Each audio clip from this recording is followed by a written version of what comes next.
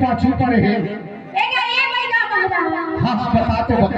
देखना देखना बोला का भूत धरे है हाँ हाँ हाँ हीरा भाई का देखो दे भूत आवाज़ ये आँखों ने तोरे जैसे दांत चबाते हाँ हाँ हाँ जल्दी भगा दे बने मंतला नहीं मार दिखरे हमारी घरे ना रखी जल्दी से आओ एक भाई का देखो अखियाँ ये तोरे नहीं ताल लगाते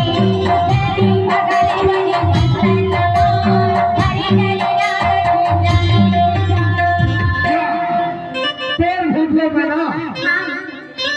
अभी भाई देख ले कामा देखो जानता सुपर तो अब बैठ जाओ ना तो एक फुसकार बात तो भूल लगा बना के रखी हुई डोला थे वो सुपर डोला थे वो सुपर डोला थे वो सुपर डोला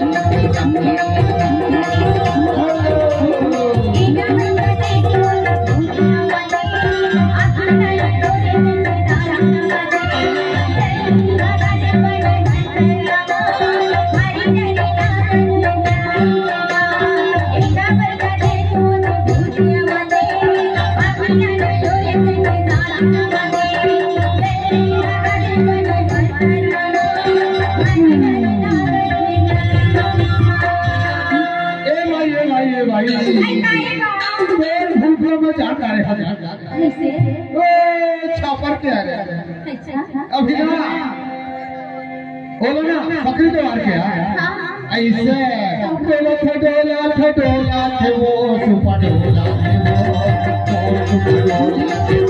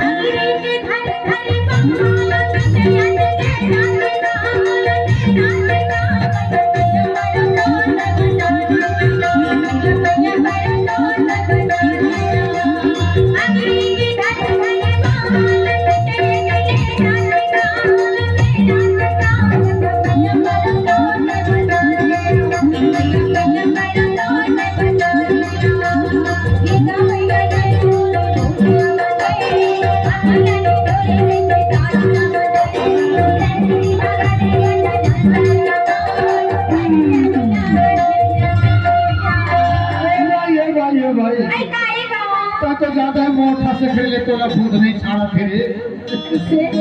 इस बात को भूत लगा दो बना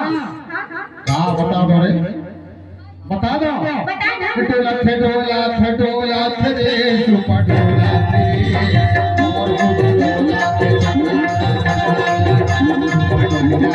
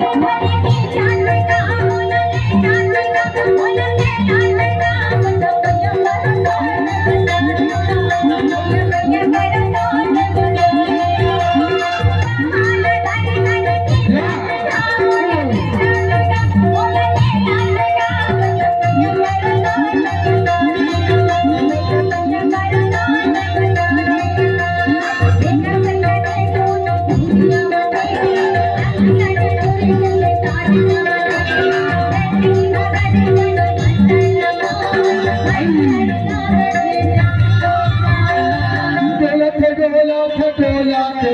सुपटोला और सुपटोला और